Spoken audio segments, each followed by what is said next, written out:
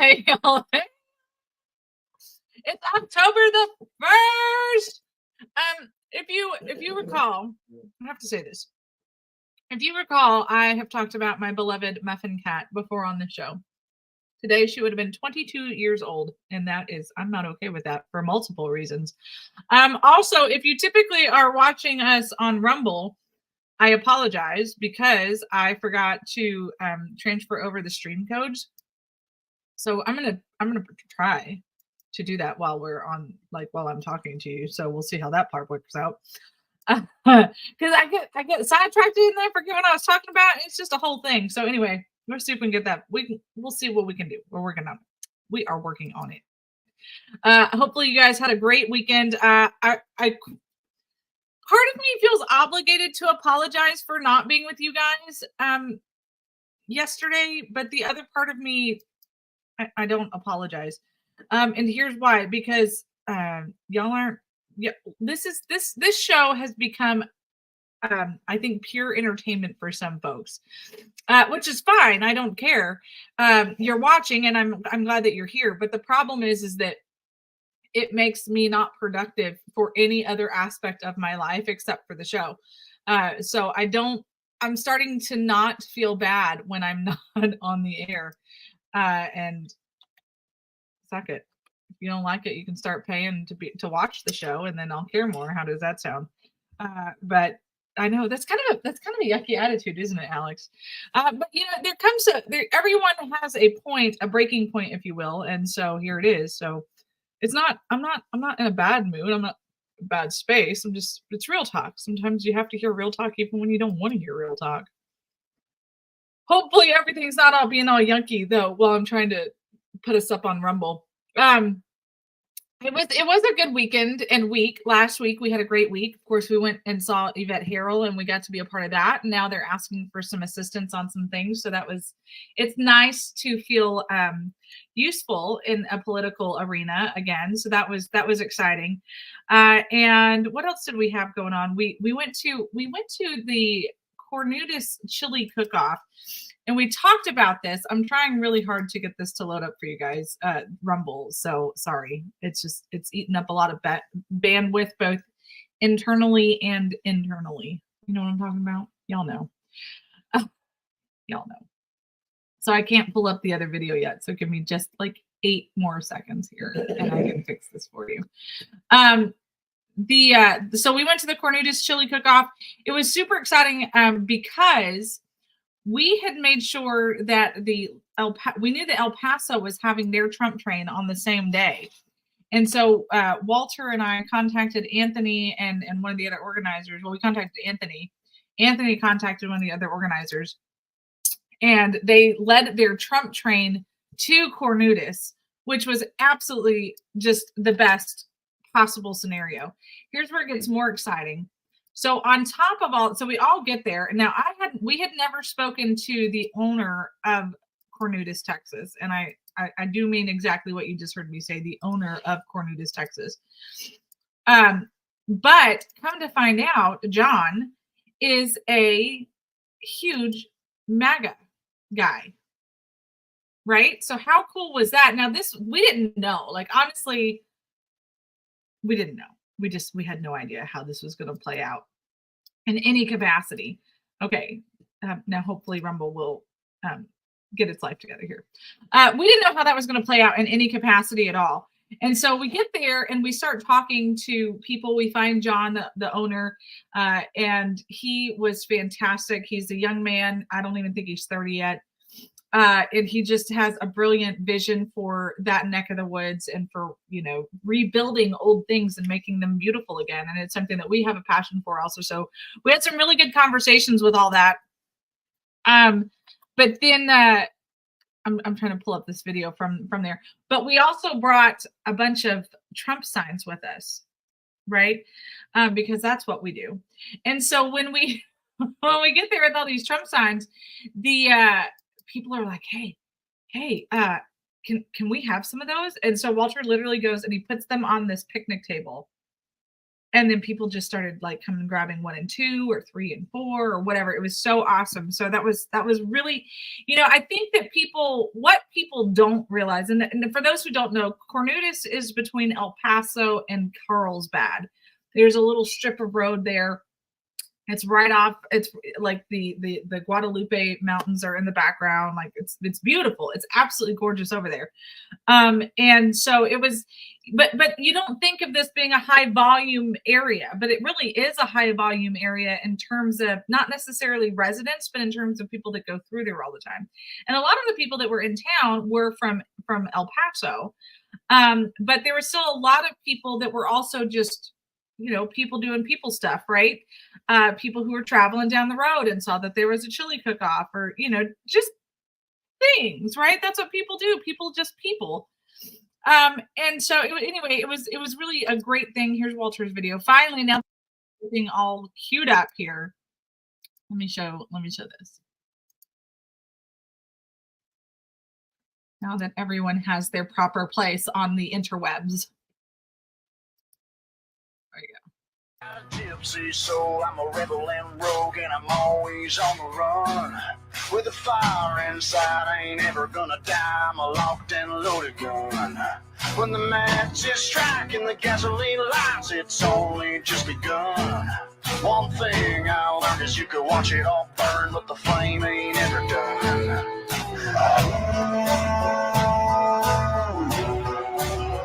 Raise 'em up a little higher.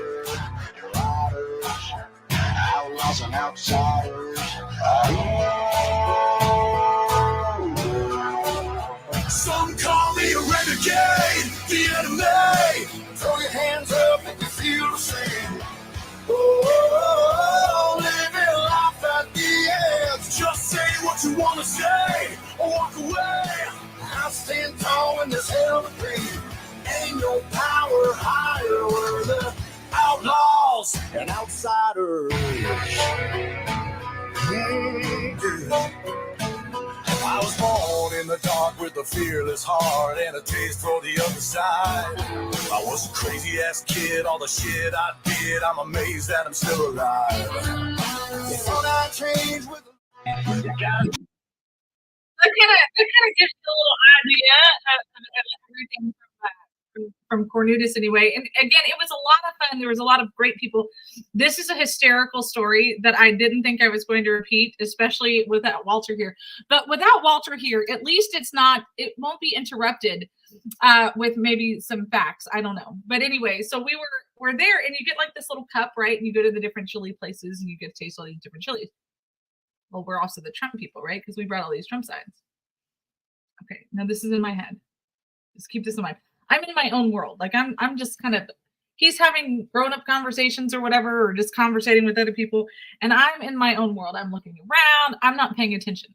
So I walk up to this one group of chili guys, and this is a true story. So we walk up, and I'm not really paying attention, but I hear words that were never spoken, which was, "Are you the Trump people?" And Walter just kind of casually was like, "Yeah." And then the guy was like, "Follow me. I want to talk." Now, this is what I hear. None of those words were apparently spoken at all. Like, not even a little bit. And so I'm kind of like walking behind Walter, and like I'm psyching myself up because I think that this guy wants to fight us. Like, I'm ready for a Fight Club moment that was never ever happening. Well, it ended up being a chili deal. Just kidding. But it was delicious chili. In fact, it was probably one of my favorite chilies that was there.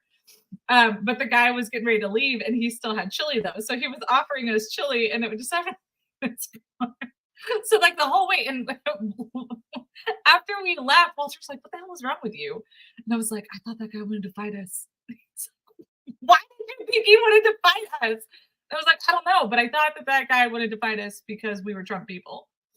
And he wanted to throw down, and I was ready. I was like, "All right, Walt's going to take him first, and then I'll come in and be like all small and scrappy." But I was literally behind Walter, just like squaring my shoulders. You know what I mean? And then Walter was like, "Why are you being weird?" And I was like, "I'm ready to fight."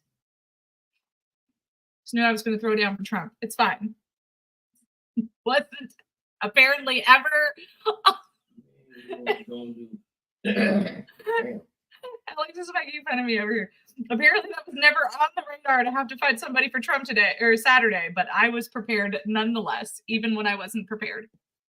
I just thought that was really funny. You know, was it yesterday? Yesterday, thank you. Someone's laughing at me, and I appreciate you. Thank you, Danny, for laughing at me ready to fight for Trump, even though it was really just a chilly deal. How many people get to say that out loud? It's not me. It's just me. There's a lot of people in this country who still are not 100% sold on Trump. Even a lot of Republicans that are not 100% sold on Trump. In fact, I was talking to my sister yesterday. I was supposed to call her back and finish the conversation. I didn't, but we were talking about this yesterday, and she said, Trump was not my first pick, but you cannot deny anything that's going on in this country, number one, and you cannot in any realm of normality look at what's happening on the other side of the aisle and say, I'm going to support that. You can't. There's no way that you can do this. There was a whole group of people that were completely left without a vote who were just given an option. Right now, whether you love the Democrat Party, whether you hate the Democrat Party, whether you love Kamala, whether you hate Kamala, whether you love Joe Biden, none of that is the question anymore. The question is, how can you be okay, oh, keepers of democracy, with having your presidential nominee selected for you? It just, in a world of chaos, that is like the tip of the chaos iceberg. It doesn't make sense why people are okay with that. It does not make sense why people are okay with Tim Walz and Kamala Harris being the top of a ticket that nobody voted for. That absolutely takes the entire democratic process and just throws it right out the window. You want to talk about your presidential vote not mattering? A lot of people will get angry and say that your presidential vote doesn't matter because of the Electoral College. And to a degree, I'm one of those people. But it's still part of our process, right? It's still part of how things become. And the Democrats have taken all of that and said, yeah, we don't really care. And you will like it. And they said, okay, we will like it. That sounds like a great plan. But then you have all of these people who claim, and look, I get it. I get not even liking a candidate, even if that is the top of the ticket, right? I get it. Like, that's the nominee for the party. I get it. But if it's that or chaos, which way are you going to go? And hey, just because I like the sake of the argument, even though there's not a viable third-party candidate for presidential races anymore, but now let's talk down ballot. And I know I'm going to get thrown, somebody's going to throw a tomato at my face, but I really don't care. If you don't like or trust the Republican on the down ballot, then don't vote for them. Vote for the independent. You don't have to vote Democrat. Like, I hate feeling like I am a independent spokesperson, but here we all are. Like, if you really morally cannot with whoever the Republican is, whether it's, that, maybe they go around punching babies in their spare time, whatever it is, they kick cats, I don't know, but whatever reason you cannot with them, that doesn't mean you need to run into the arms of a Democrat. You don't have to. You don't have to. You can take away a vote from both of them. If you look, most of the time, there's always a third-party option. Now, 9 times out of 10, that third-party option doesn't stand a snowball's chance, and you know where. Okay? But if you really are that passionate that you cannot stand this other person, and you cannot stand this person, you don't like the R, you don't like the D, because you do still have some morals, research your independent candidate, or your libertarian candidate, or your Green Party candidate, whatever it is. I think I mentioned the other day when we were in New Mexico, they said there are 6 parties that you can register for in New Mexico. 6 parties.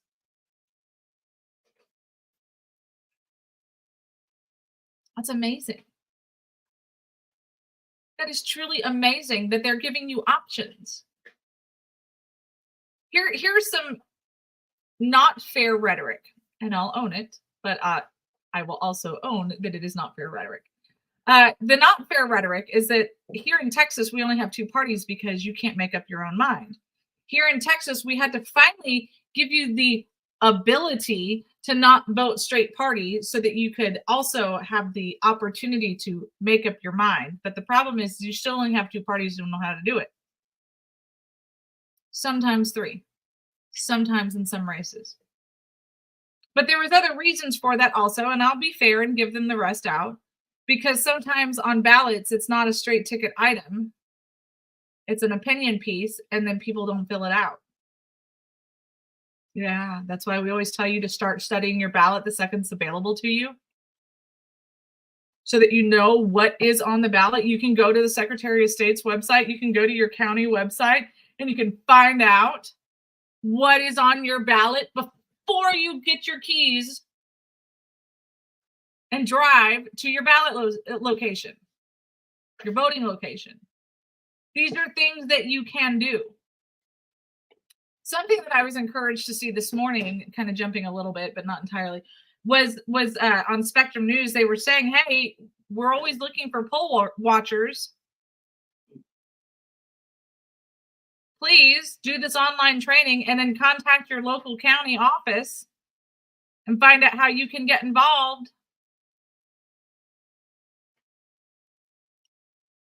Things that make you go, Everyone is begging for poll watchers now. Everyone.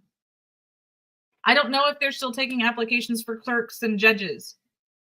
But if they are, and that's something in your wheelhouse that you can do, do it. Do it. Be a part. Be a part. Do something. Don't just sit on the sidelines and then say, well, nobody did anything. You didn't do nothing either, turd.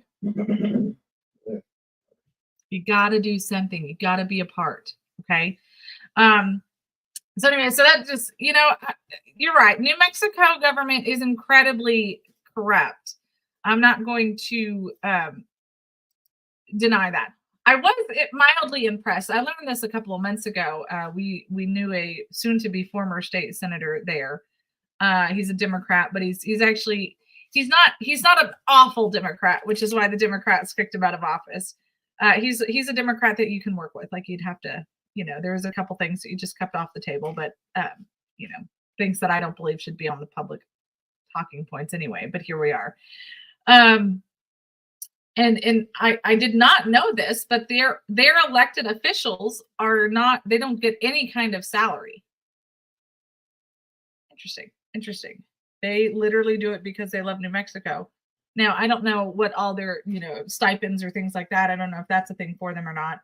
I didn't go into that, but I didn't know that. I didn't know that at all. So I thought that was pretty interesting, but of course, just like with any level of politics in any state or nationwide, it's not necessarily the salary that's driving people to want to be involved in politics. It's their false sense of fake power that they have, that we've clearly given over to them because of our laziness. We just assume somebody else is going to handle this, and we don't have to worry about it, right? So you look at the different motivations behind people. That's why, when we did ours, it was always restoring the heart, because we want to make sure that we're getting back to what the heart of the matter was, right? We're getting back to what the issues are and things like that. So, it's not necessarily the paycheck, it's all the fringe benefits, right? And so, and honestly, there's a give and a take, right? So if you cut off the salary, you have to be able to pay for it somehow, or else only the elite and wealthy can run for office in this country, right? Because you have to pay for your fuel, you have to pay for your food, you have to pay for a place to sleep, you have to do all of those things, right?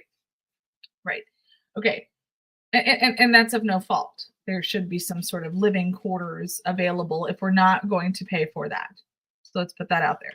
Now, I'm not talking like military style barracks by any stretch of the imagination, but certainly something that is accommodating so that they can have private conversations and things along those lines.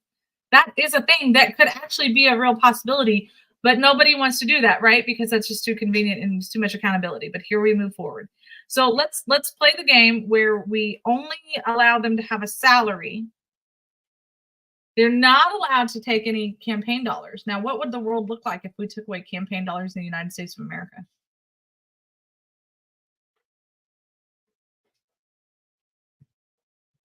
And people had to do it, I don't know, the old-fashioned way.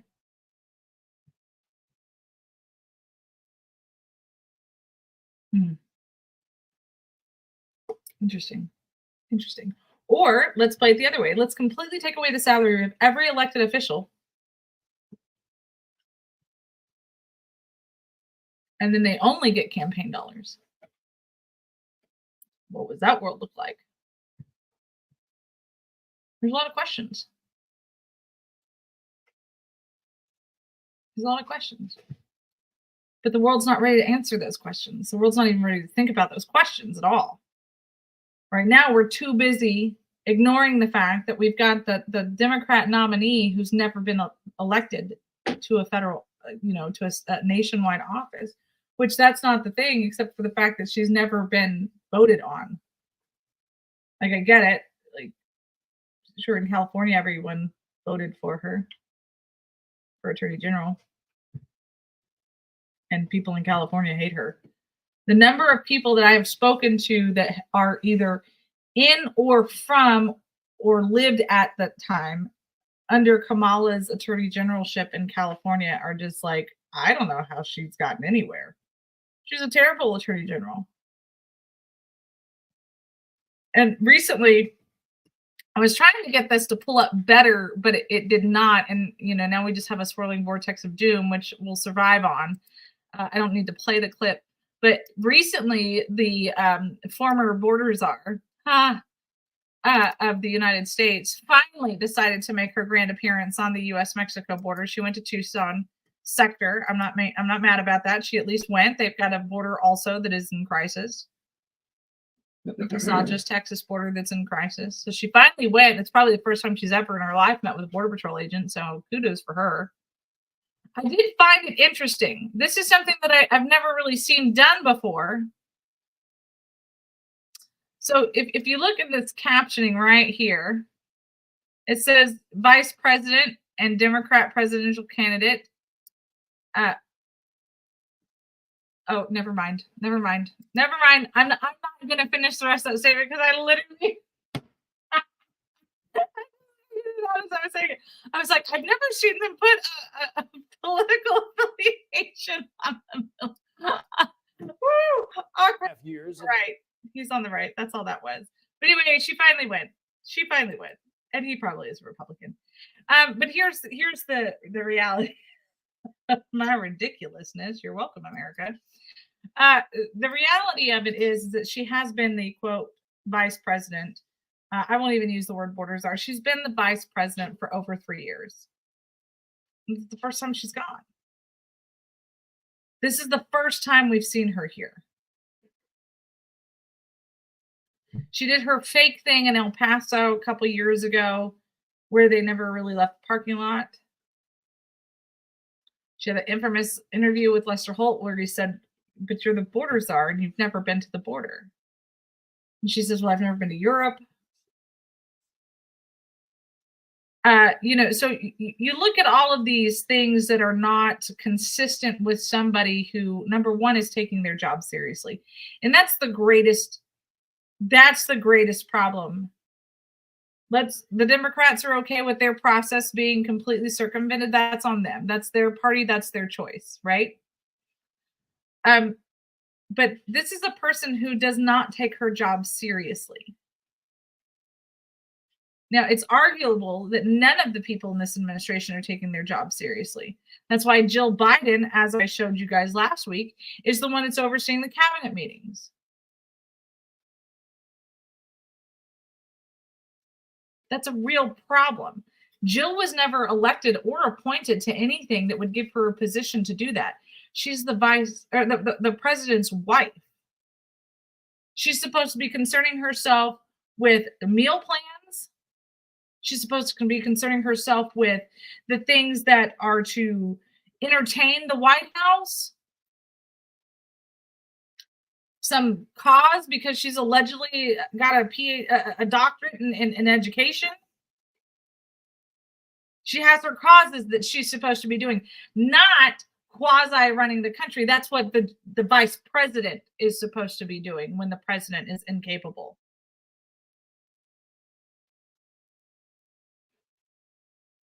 Leads to a lot of motive questions, doesn't it?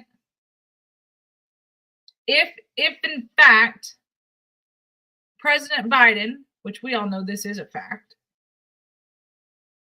is so incapacitated that Jill has to come in and run the meetings and he's nowhere to be seen, why isn't anybody doing something about this? This is the greatest FU in American history and nobody cares except for a couple of talking heads. The Democrats actually have an opportunity to dethrone Joe Biden,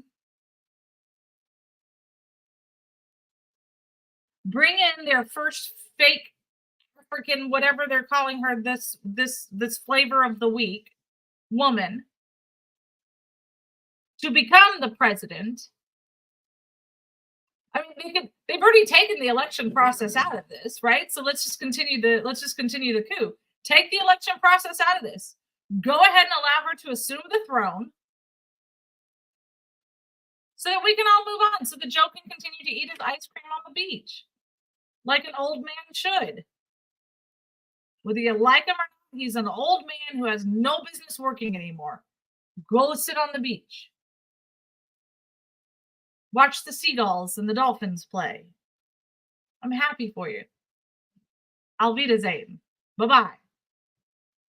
But that's not happening. They're so intent on keeping him in his fake throne of power. I don't understand why Rumble keeps knocking out. I don't know what's happening over there. I apologize, America.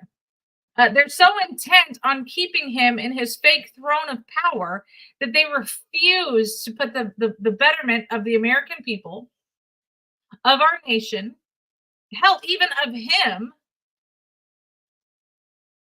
in any of it. And here's the deal. Like, I tried to give Biden some grace a couple of times, which I know is unpopular, and I'm okay with being unpopular because I believe in doing the right thing versus being unpopular. Like, I'm okay with that, right? But when we are now continually watching this play out, and then we see her overseeing these meetings, something somewhere has got to give from someone. And she is the person who, for whatever reason, seems to have control of the situation. And nobody's stopping her. The funder, whoever the funder is, whoever the main puppet master is not stopping this. They're enabling her to keep up the charade. And look, I'll play good little housewife for a minute. I'll play good little housewife for a minute. She don't want her husband to look weak in front of the world. I get it. Stand by your man. I hear you. But at this point, it's just abuse of power. Hard stop. It's an internal abuse of power. It's a political abuse of power. It's a national abuse of power. And we're all okay with it. Nobody's saying anything. Because what Joe Public doesn't know isn't going to hurt Joe Public. And they're not going to do anything about it anyway. Some Trumpers might get pissed off and say something on some stupid podcast that nobody gives a damn about. Maybe Dan Bongino might say something. He might get some traction, but probably not. Only Republicans listen to him.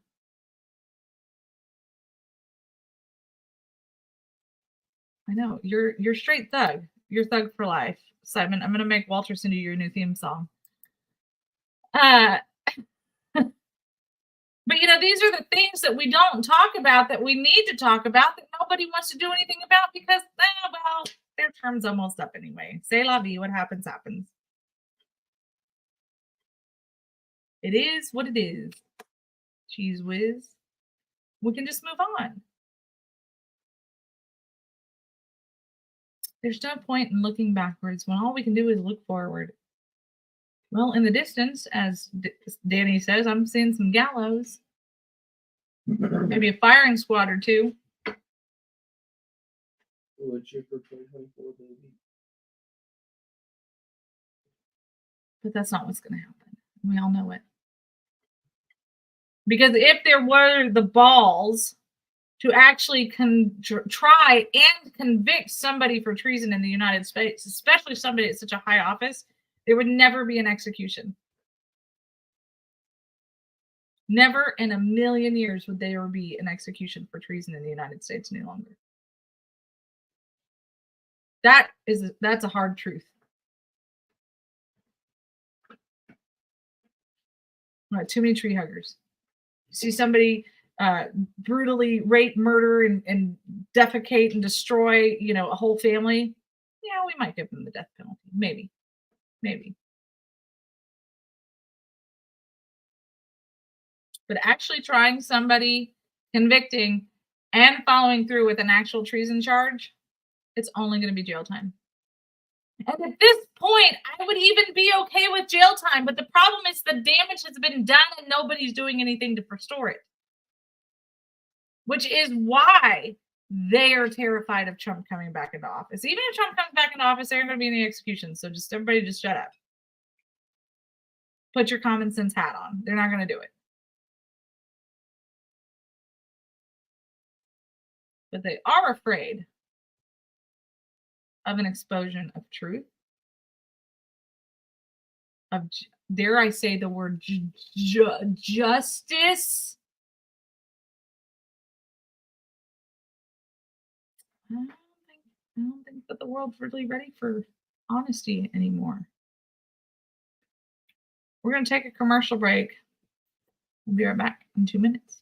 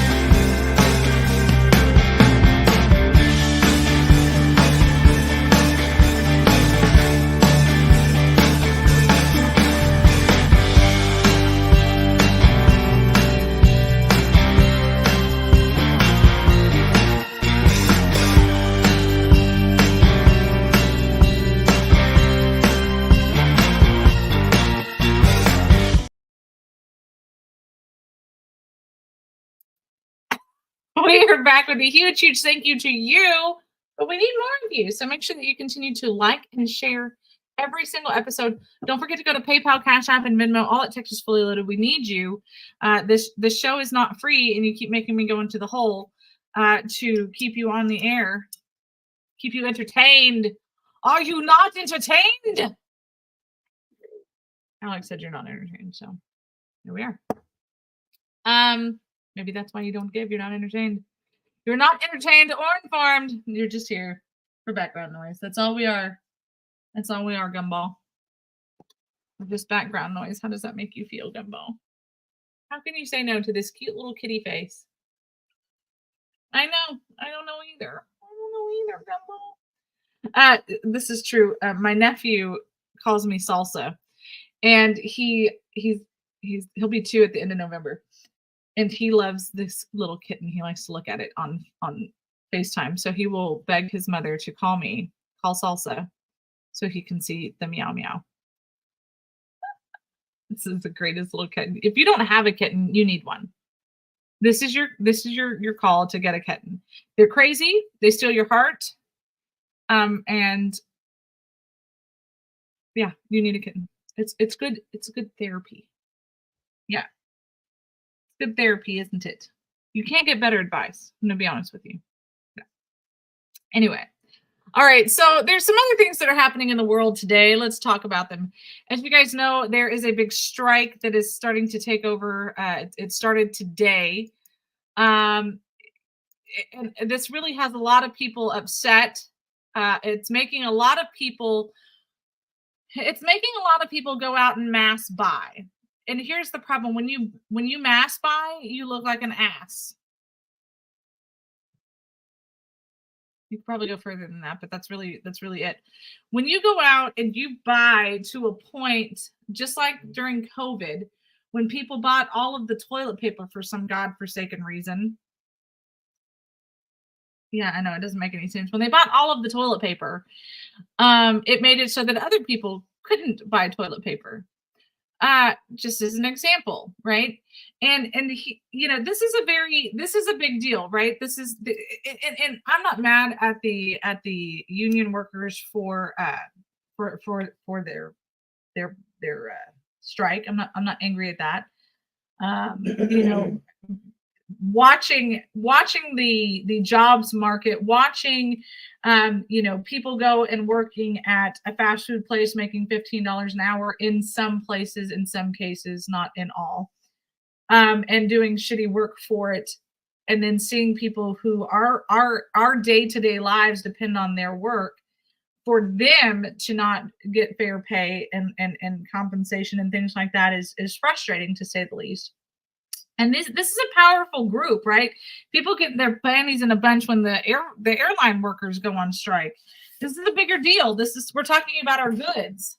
We're talking about our goods. And a lot of people will still argue, well, see, this is another excuse or another reason why we should just be made in America and everything should be America. And I'm with you wholeheartedly, 100%. I hear you out loud. But here's some problems. It's not going to be that way. It's not going to be that way. Now there is some confusion. Let me help. This is only the ports, the seaports. Seaports are the ones that are on strike. Land ports are not on strike. So you're still going to see 18-wheelers moving. You're still going to see 18-wheelers moving. No. Now here's going to be, I'm just like, no, we're still going to be late for work. Here's going to be the bigger cause. And for a port like Laredo, it's a great cause, because now what's going to happen is people are probably going to try and wait this out for maybe a week. Let's play a short game of a week, and then they're going to start looking at other methods, right? So as important as our seaports are, other industries may start saying, okay, well, we've got ports up in Canada, we got ports down in Mexico. Let's just bring the trade through there. And again, that's great for our ports. It helps boost our economy. But that's terrible, because here's the deal. These protests, although it's affecting the seaports, they don't just affect the seaport and the seaport workers. They affect the workers in every single position around them. They affect fast food. They affect retail. They affect gas. They affect the hotel industry. They affect all of these industries that are built knowing that there is a huge bustling port right there. So it's not just these workers and their families who are on this strike. It's not just the shipment of goods. It's also all of the lives that are affected around this situation. I know. I just get my fast food from restaurants also. Dork. But you see these things happening, and people feel helpless. You're not helpless in this situation. This is why I say you feel helpless, because you go to the grocery store and you see that there's no more toilet paper left, for example. Now let's say that you go hear me. Now let's say that you go to the grocery store and there's 5 packages of toilet paper left. Do you A, buy it if you need it? B, buy it just in case because you don't know how long this is going to last? Or C, you're on B, you're buying just enough, just one package of toilet paper. Or do you C, buy all of the toilet paper that is left on the shelf? Go ahead. I'll wait for your answers in the comments. A or B is acceptable. C, never acceptable. Never, never. Never, never. Okay. Now, just as an FYI, never, never. My mom put out something, and she works she works at Walmart. She's one of the pickers. She loves what she does. She does an awesome job at it. I'm going to put out, so she sees, kind of trends of what's going quickly, what's not going quickly, all of those things. So she put something out on social media yesterday. She said people need to stop with the panic buying. Yes, the longshoreman strike will screw up a lot of stuff, but not nearly as bad as people are acting like. This is Y2K and 2020 all rolled into one. Most of your essential products, food, toilet paper, etc., are not imported. Food is. So the truckers are still rolling food and stuff in. That's true. That doesn't necessarily come from offshore. Bananas, that might be a different situation. Of course, this administration is run by useless people who aren't doing anything to stop this strike, and the media is fueling it, and people are acting like the world is coming to an end, and it isn't helping. We've had port strikes before, and we've all survived. Stop being irrational. That's it. Simon said, or D, buy coffee filters. Coffee filters work just as good. That's not misinformation, I suppose. That is not. Do not flush a coffee filter. Pretend you're in Texas and little Mexico and put a trash can next to your toilet paper for the coffee filters. I've been in South Texas for 15 years and that still grosses me out, just so we're all clear on this. Like, I'm not okay with the poop bin. It's just, it grosses me out. I need a second. I'm not okay with it. It's not okay. Poop bins are not okay. This is an FYI. I guess it's better than them clogging up toilets and throwing it in the floor. I hear you, but it still grosses me out. Still grosses me out. Okay.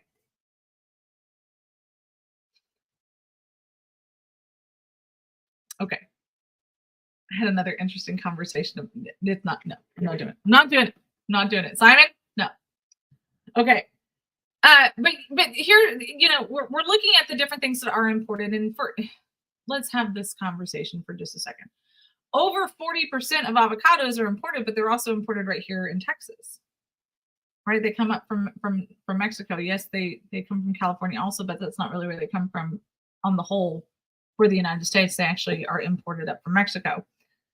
But again, that's not being slowed down, right? Because that's on a trucker. That's not a seaport. It's stuff that is seaport stuff, right? So it's going to be more like your clothes. It's going to be more like bananas to an extent that maybe it's going to be things that they're shipped, not that are trucked from, if it's coming from the south, it's safe. For the most part, if it's coming from the north, but pretty much I think Canada, they're not really a producer, they're just a importer, exporter. Things to watch. So here's the deal. Don't be a jerk and buy off everything off the shelf. It doesn't matter if there's a strike or not. Hard stop. Be somebody who plans just 5 seconds in the future, and in any strike that happens is not going to affect your daily life. Unless you're directly one of those people. Okay? So don't be a troll. Just shop like a normal human being. I hate it when I go to, for example, Sam's Club. If you're a Sam's Club shopper, I'm a Sam's Club shopper. When you go to Sam's Club and they've been talking about hurricanes, whether it's coming anywhere near here or not, you start seeing bottles of water just flying off the shelf. And I'll ask every once in a while, like, hey, why are they buying so much water? Oh, it's for the hurricane. And I was like, what hurricane? We don't have any hurricanes coming. I don't know, but they said that they're getting water for a hurricane.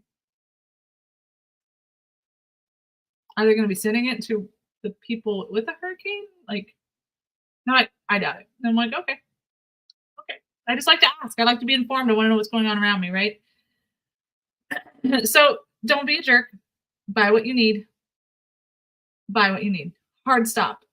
And if you are a jerk who does buy all of the toilet paper off the shelf, for example, and I'm just going to pick on toilet paper because, COVID, why not? If you are that guy, don't turn around and mark it up 50%. I mean, that's just a jerk move, because I will have to agree with Simon that coffee filters will work just as fine at that point. I don't feel any shame in it. I have toilet paper. But also, I live in a very adventuresome world these days.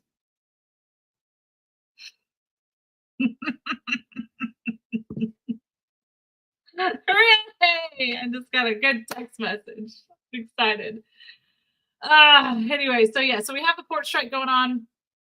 We had our former border czar, who's never been the border czar, just the border czar that's not, was here. So that was, we'll hear Tucson here, Tucson sector.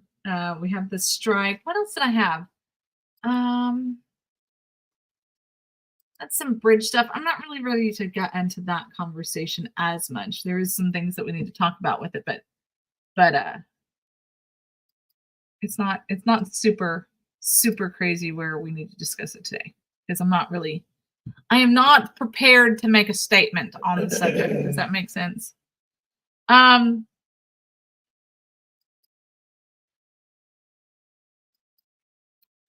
We have we have another debate coming up. This one is going to, again, a useless debate as far as I'm concerned, but a debate nonetheless. The vice president nominees are going to be having their debate, and when it's like, heck, it might even be today.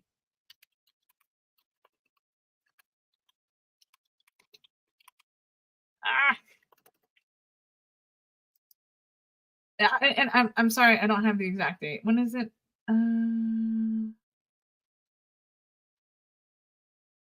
Oh, I guess it is today. Hold on, it's loading, and we'll all know the date and time. But I'm bringing this up for a couple of reasons. The first reason, one of the things that they're doing is they're not going to have a live studio audience, and some people are a little bit upset about that, but some people are okay with it. Let me see here. Oh yeah, it is. It's tonight at 8 p.m. So 7 p.m. our time. Well, actually, this is Houston Chronicles, so it probably is 8 p.m. our time. I'm gonna put this up here for you guys so you can see it. So let's talk a little bit about this. Neither man are really liked, that I can tell from their parties. So that's already going to be a first problem. There's a lot of rhetoric from both camps, even internally, about both candidates. So that's this is going to be the most anticlimactic debate.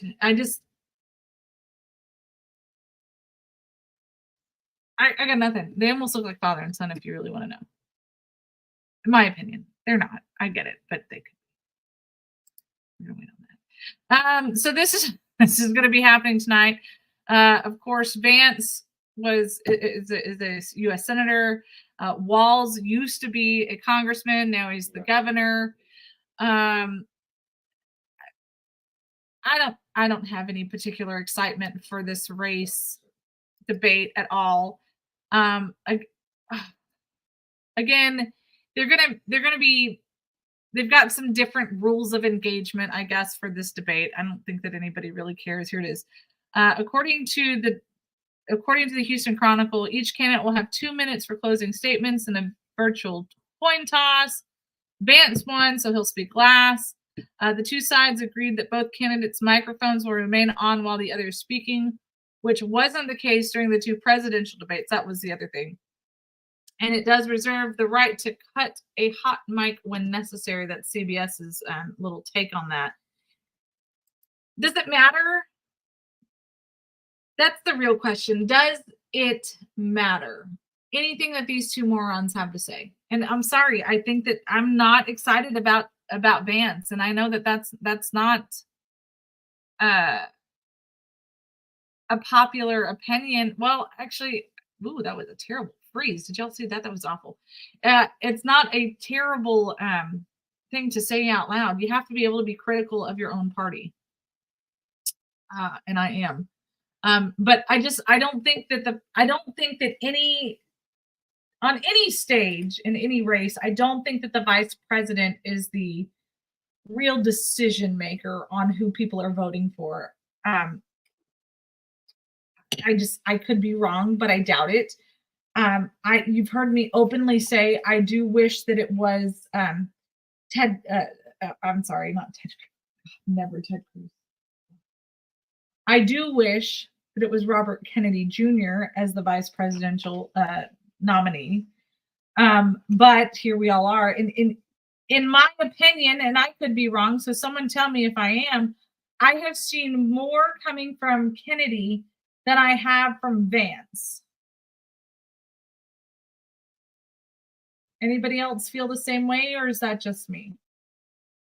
I'm okay with it if it's just me, but I honestly feel like I have seen more come from Kennedy as a potential cabinet member than I have from Vance as the potential vice president of the United States. And again, the vice president is at the whim of the president. Their role is defined by the president into exactly what it is that they're going to be doing. I mean, they have a wide range of things they can be doing. And I just don't think that Vance has anything. I watched one of his speeches, one of the rallies that he was at. I think I've watched 2 of them, and I haven't been impressed. I mean, he's a space filler. I'm excited for Trump again. You know, he's the nominee, and I'm supporting him. I don't disagree with President Trump. But here we all are. In fact, yesterday we got new neighbors. This is true.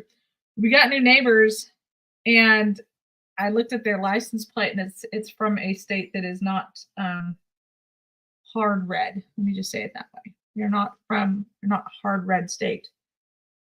So me being who I am, I went immediately. I mean, I hadn't even brought in a suitcase yet, had I, Alex? I said, Alex, we got to find an H-wire. we got to put that Trump sign out in the front yard because, I know who the other neighbors are voting for. I don't know the news people, and we aren't playing no games. We aren't playing no games. We ain't taking no chances. Want to make sure that they know who to vote for. So you have to look at how they fear him, like when they banned him from that restaurant. I think the biggest concern, honestly, it's probably on the Democrat side with this whole vice president conversation. And here's why. The vice president, again, is at the whim of the president. They have as much power authority as they want to be given, or as they are given by the president. And I had to laugh. I'm sure you guys have seen it. It's the little clip of speech from Biden recently on The View. And he's talking about Kamala Harris and that pretty much she doesn't do anything. And he knows that because he used to do nothing also. I thought it was fantastic. Let me see if I can pull that up. Alex, send me that clip of Biden on The View and Kamala.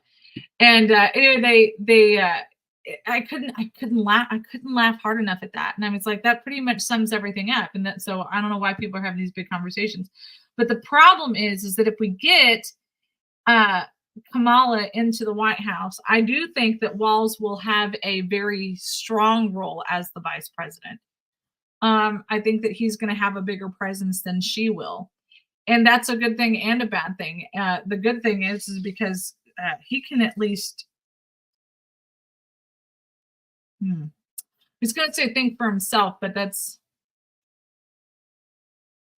not true. And I was going to say at least he's, got a strong core and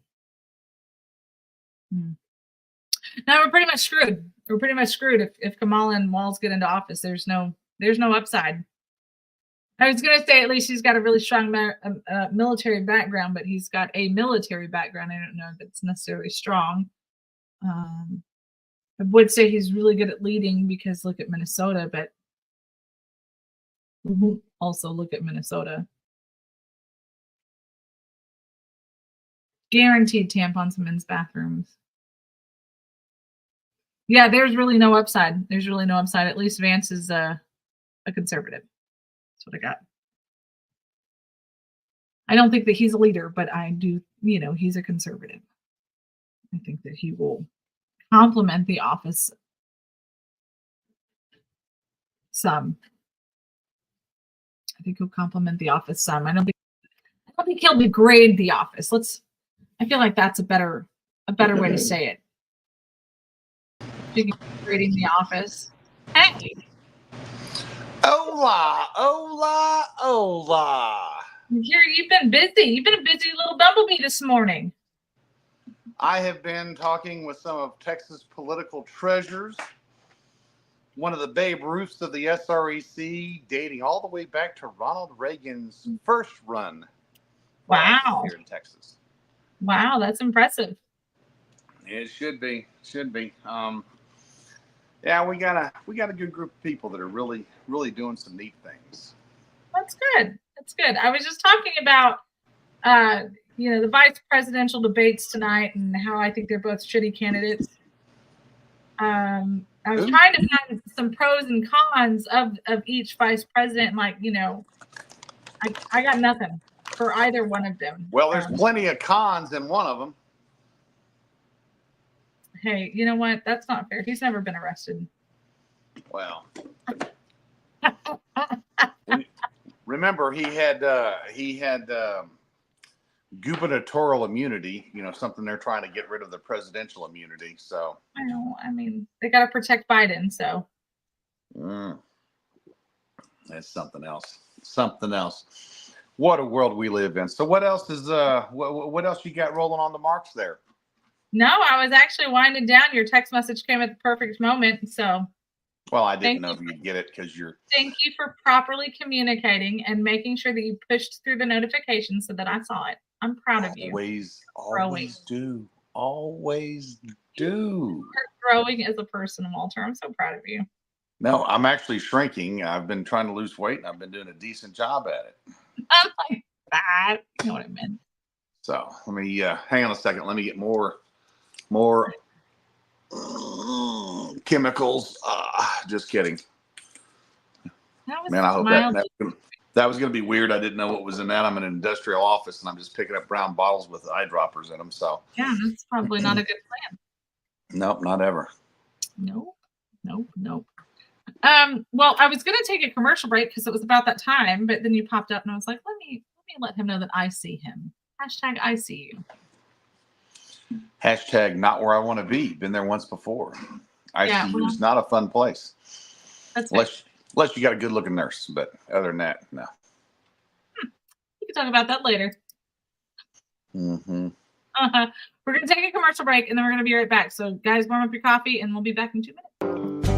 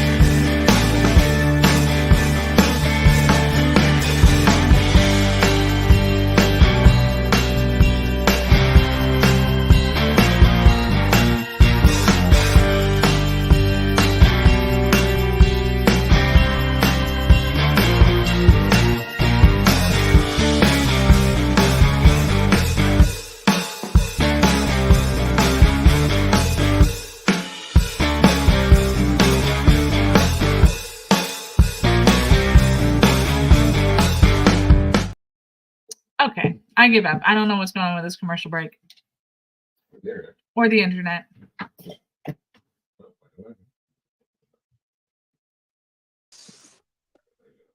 Walter will come back when he comes back. I don't know if it's lagging or if it's just he's not there. It's fine. Huge thank you to you. Make sure that you're liking and sharing and following us on all the social medias. We need you. It helps us to get more viewership. It helps us to break out the algorithms. It helps you to educate others on what's going on in the world around you. And don't forget to go to PayPal, Cash App, and Venmo, all at Texas Fully Loaded. We really need the support. So please.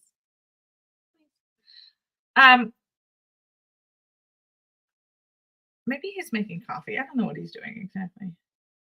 Anyway, he'll be back with us in just a second. It was weird. I don't know if y'all were having the same problem on your side as we were on our side, but it was like it just would freeze, and then all of a sudden it would just pop in. And so I'm like, well, this is how we're living our life these days. So that's what we had to work with. All right. So we talked about the ridiculousness that is the presidential debate, vice presidential debate tonight. Neither one of them, well, Tim Walz could, I guess, wear earrings, but I don't think that he's going to. They're trying to make him look manly, even though he's very not. So that, I don't think we have any earring debacles that we have to worry about. As for JD Vance, he's, oh God.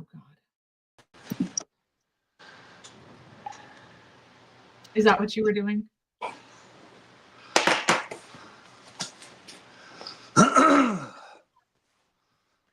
Sorry.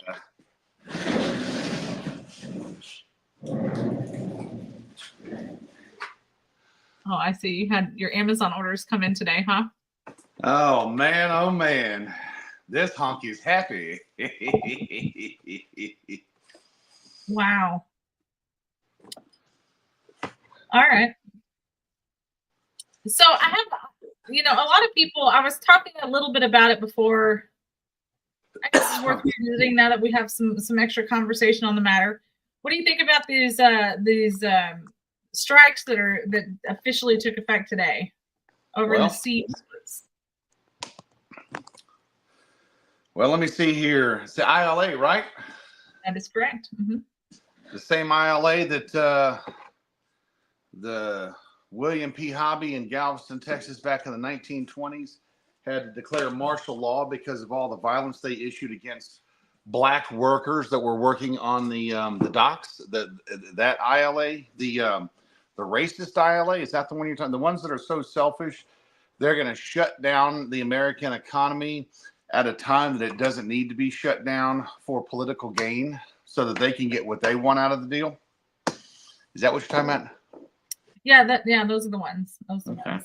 The same ones that are helping to fund the Democrats and their invasion of the USA with migrants and the illegal aliens that have come in to take American jobs, as well as the folks that have, all the shipping. I mean, the trade that's going on there, they're the ones shutting it down. So hope they're happy. If you know an ILA worker, kick him in the balls. That's all I tell people. Wow. See the big difference between our conversations, America?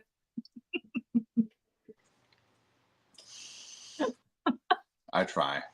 I know. You do. I try to keep us a little bit more innocent. You just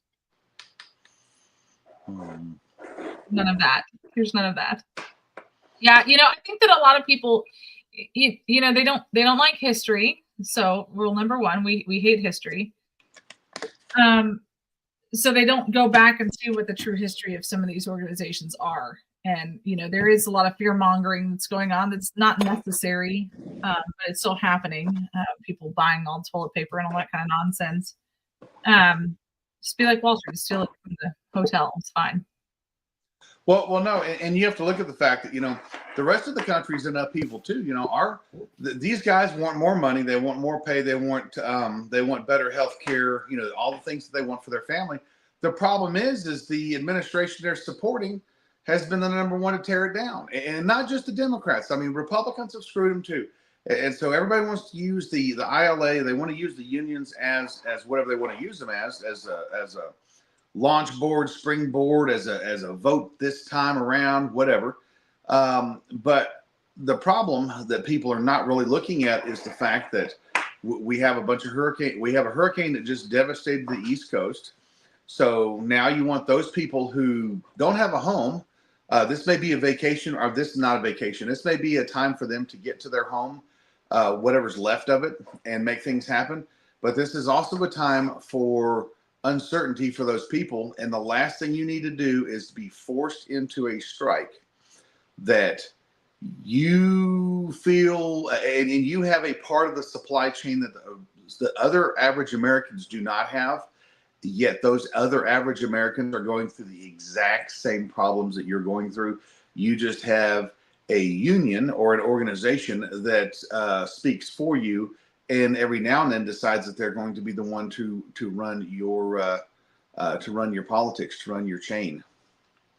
Yeah, one of the things that I had made the statement on earlier, and I still, you know me, I still firmly stand by this, but you, I don't know what these dock workers are making. I have no idea. I would imagine somewhere between $20 and $30 an hour, or more. Yeah, or more. And not knowing what exactly their pay is versus what they're fighting for it to be. So here's the thing. So they're fighting for higher pay because they have a higher cost of living. Why is there a higher cost of living? Because we have an administration that's been screwing the pooch for years. It's been giving away these ILA workers. The taxes being taken out of their checks are being given to Haitians that are eating cats in Ohio. They're being given to the Trin de Anagua individuals in Aurora, Colorado, or that are running Texas. Just all of the illegal aliens that the administration has brought in that is taking their jobs, they are also paying for it. So again, they have a stronger platform because they are in a union, but the union used to be for the worker. Now it's for the political cycle. And remember, each union worker pays a certain amount of money. Right. So those union leaders, and you know this firsthand because you saw with the Border Patrol, the Border Patrol union, you saw that they may have been backing certain people. They may have been, but for a time there, the Border Patrol average Border Patrol agent was not getting the just due that they needed. They were not getting the deal that they needed. They were working at one point. They were working for no money. But if you didn't go to work, you'd lose your job, even though you had no pay. And that union did not, whenever Congress went on strike back in 2018 and you guys were without a check for 6 weeks, that union placed it on the wives or the spouses of the union members to help get resources for the families and for the agents and for what was going on, because they were forced to go to work or lose their job, even though there was no paycheck in it. So, I mean, the ability to go and mow grass for $20 that would possibly buy you enough flour and beans and rice to create even just a basic meal, that was not afforded to them because they were demanded to be out there. And on that note, that was because of the Democrats. I know the Republicans were in charge, but the Democrats would not budge, and they're the ones who forced the shutdown because they wanted certain concessions for illegal immigration. And now we have seen that on steroids. So go back on the fact that we've had all this illegal immigration that has been paid for by the tax dollars of the American people.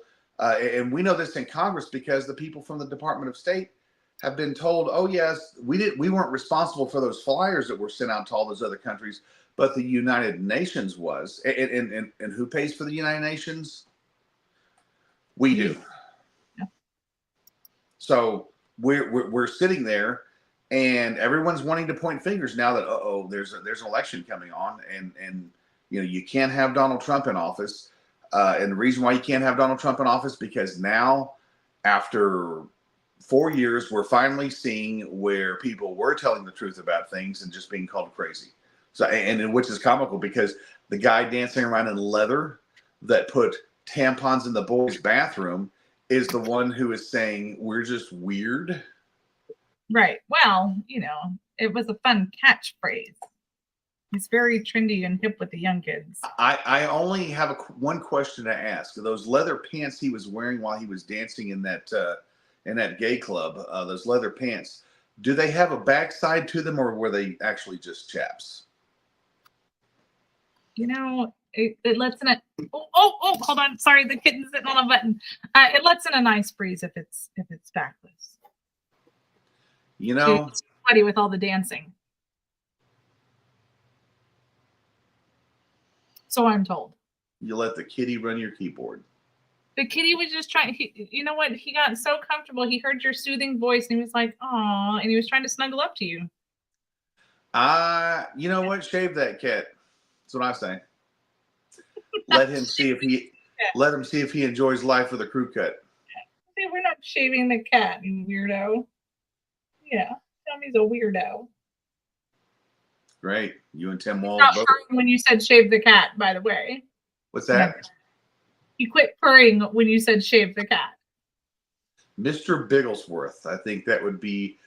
You could sit there on Texas Fully Loaded, and you could be the female feline frenzy for freedom. That's a lot of F. That's a lot of F's. Hey, you know me. I'm full of F's. So you are. Gen Xers are actually greatly full of F's here lately. Just ask Sherry.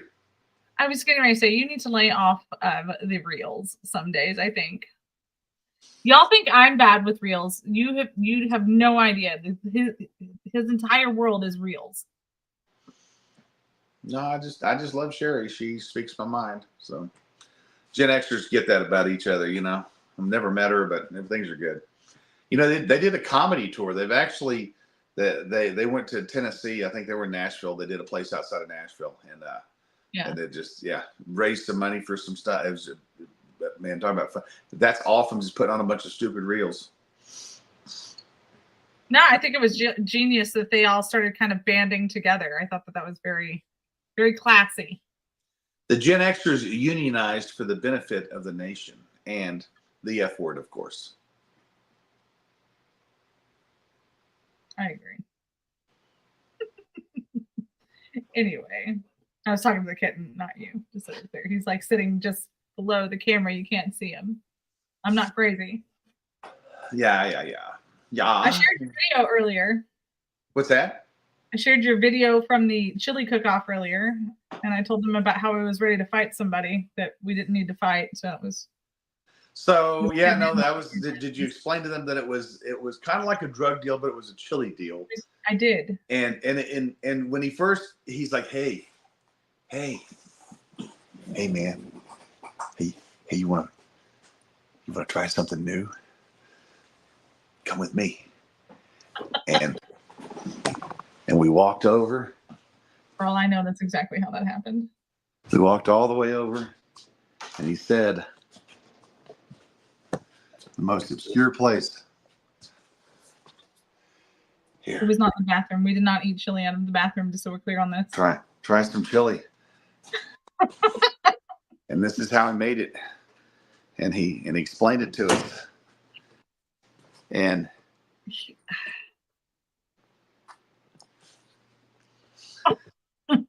got a little weird at first, but then I was like, you know what? This is better than a Diddy party. And so there I was, right next to a Chevrolet pickup truck in downtown Cornudas, Texas. At that point, actually, we were on the east side. And made it happen. Made it happen, Captain. So I told my sister the chili "I'm gonna fight you" story, and she got great pleasure out of that. She said the number of times that I thought we were going to fight someone, and Greg was like, "Why are you getting yourself? What are you doing?" She's like, "He wants to fight." He's like, "No, nobody wants to fight." I was like, I don't know why you think I'm such a violent person. I mean, people love me. Like, I thought that you were nicely walking into a trap, and I was ready to defend you and Trump. I walking into a trap Yes. with my peeps. Come on now. I was ready to I defend only you. step on traps when I'm by myself. No. That guy wanted to fight us. You diffused the situation. Diffused it? Are you kidding me? I ingested the situation. It was. Let's talk chili for a minute, because now that you're here, we can have a chili conversation. So the first chili that we tasted had beans in it. Wait a second. What did he call it? He said chili beans. He said chili with beans. It's just chili. No. Chili is a Texas thing, and chili does not have beans in it. You can add beans to your chili, but that's not what makes it chili. Here's the number one thing. The rules of the chili cook-off, just so you know. Make shit up and then The you say rules of the chili cook-off, because I read them, are to make the chili, and it includes no extraneous type. You've got to have your base and you've got to have your meat, and that was it. And then it says you may add beans after you've started your chili roux. West Texas, South Texas, East Texas, North Texas, Central Texas. Texans don't get to claim chili as their own. Where was it invented? You can't prove that. Yes, we can. I don't think that's accurate. He rides to feedlots. There's clerks in a market. All weekend selling tobacco and beer. But their dreams of tomorrow surrounded by fences. And chili was around before fences were here. Shut up. That would be the great Chris Christopherson.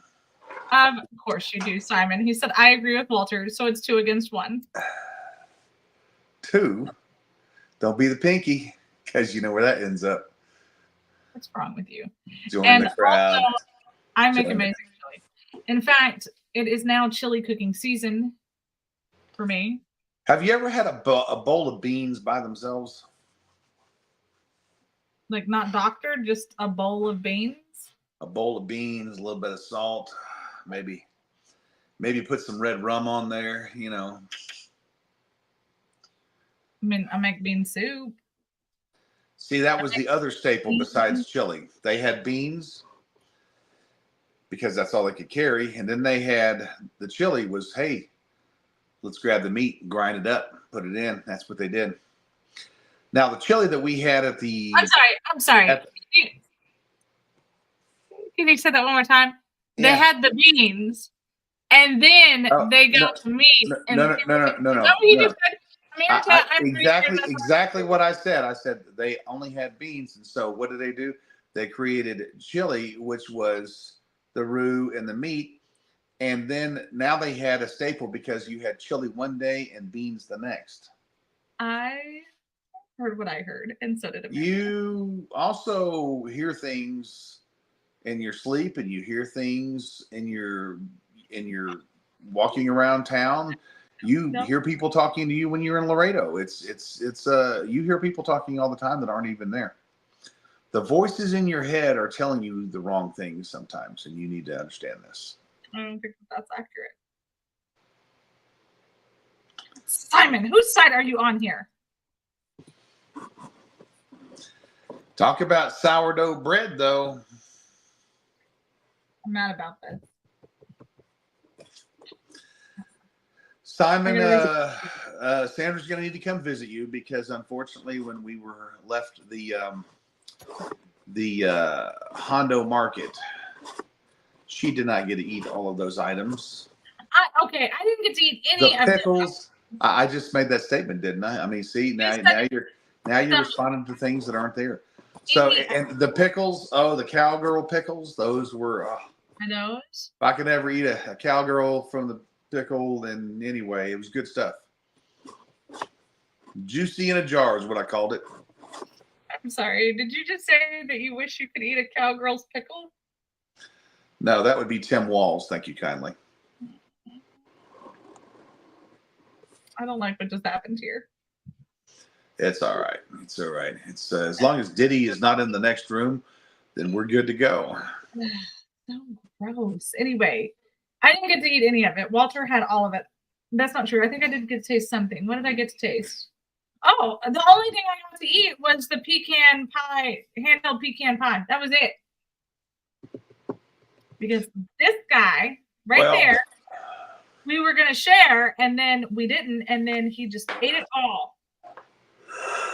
Well, it was all Sandy Sassano. It was all her. She was really in the backseat just munching and crunching and just having a luncheon back there. We had no clue about it. It's all her fault. It's all Sandy's The fault. chairwoman from Eagle Pass, Maverick County. That's all her fault. Secretly, she stole all of your Simon goods and products. Simon allegedly has pumpkin spice marshmallows. Mallows. Arthur used to call them hashmos. And that was the greatest thing ever. And he doesn't call them hashmos anymore because he's 7. The worst part Poor about kid. they're so cute and then they get to be not so cute. Because now You they're know, when I was 7 years old, my dad told a story that I didn't want to go to school anymore because it was too boring for me. And I can agree. And then so he took me to work with him to work one day. It wasn't at the fire station. He had a job sheetrocking, and there I was able to, as a 7-year-old, rustle a 4-foot by 8-foot half-inch sheet of sheetrock. We were at Lon Decker. It was Lon. It was anyway, it was Mr. Sins' good friend. But we were at his house over near the historic Children's Museum in the 3rd Ward area, and the house had an elevator in it, and I put the sheet of sheetrock up against the wall. There I was, 7 years old. And my dad tells the story. He says, yep, he was going to quit school and become a professional sheetrocker. And I was so excited. I nailed the thing in there and then came back down to where Dad was and said, Dad, you got to come see this. And he said, I walked up the stairs, turned the corner, and he goes, I could tell he'd had a hard time because all the edges were beat up on his 4-foot by 8-foot half-inch sheet of sheetrock. But I had it there, and I even trimmed it down around the window. And he said, yeah. He goes, there was a sheet of sheetrock that had about 50,000 nails in it. And anyway, that's when I learned that there's actually a piece of wood that goes behind there. At that time it was every 24 inches because it was the old real 2x4s, 2-inch by 4-inch pieces of wood, but actually 2x6s. But and then he had to. Anyway, but I put I thought I was cool because I put it in properly, and then I started adding nails to it. And as I went down, you're only supposed to do a nail one every foot type thing. And anyway, man, I had nails all over that thing. So it was a whole pouch full. And at that time, you'd go in there and you'd be at the 84 lumber, wherever, and you'd have a big scale, and you'd pour your nails into there. You'd weigh them out and pour them into a brown bag for you. There were no boxed nails. So anyway, I forget that there was a time like that. Yeah. So anyway, You grew up in trying times, Walter. very much so. Man, Simon said it's a nail every 16 inches. that's what she said. Oddly enough. He keeps hearing you tapping on the table, and so he keeps trying to come through the computer to find the tapping. Y'all can hear that? Here, at least I'm not doing it right there.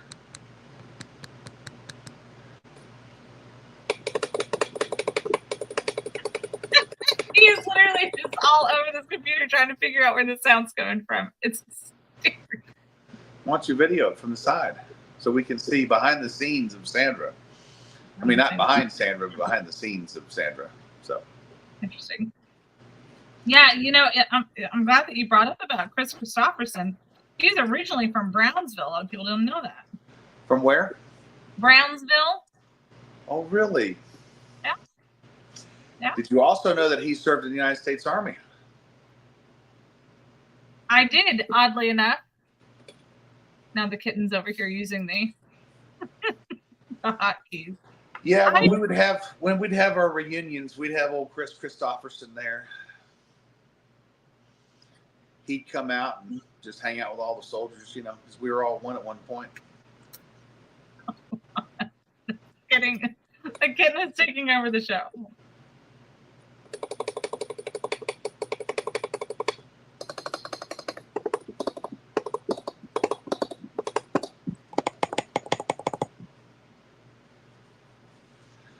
Yep. Uh-oh.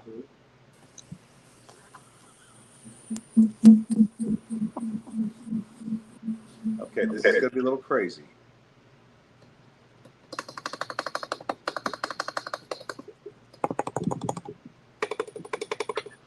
You're welcome, America. Welcome to our entertainment value. There you go. Can you Here's imagine it coming from Sandra the in speaker from Congress? behind. We could have given Sandra a congressional kitty up there.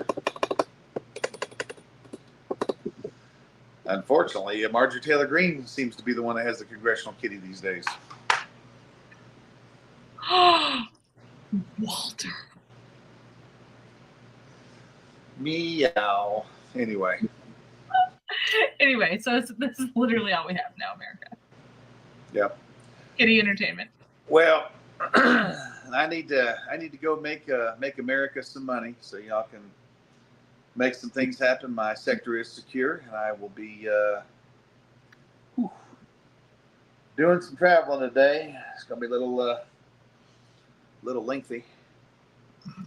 Check it out. He's fucking right on this button. There we go. Okay. Meow, meow, meow. What's really funny is he's like the cat that if you have a cat video or making a cat sound, he'll absolutely go insane trying to find it. Meow, meow, meow, meow, meow, meow, meow, meow, meow, meow.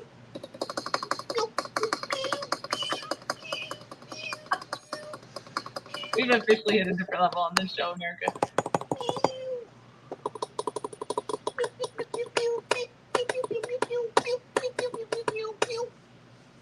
That's right, Gumball. The Adventures of Gumball. All right. The Adventures of Gumball. All right, we're done. Well, I'm going to sign off. I had a great meeting with some fellow SRECs and some good, productive people. Yes, I'm anxious to get the behind the scenes on that. Tomorrow, don't forget, we'll have Molly on, so that'll be exciting. So we'll see what she has to bring. And we'll, of course, discuss the useless vice presidential debates and see what that's all about. So anything else, my friend? Remember to spay and neuter your pets, and only you can prevent forest fires. See you guys tomorrow, America. Bye, y'all.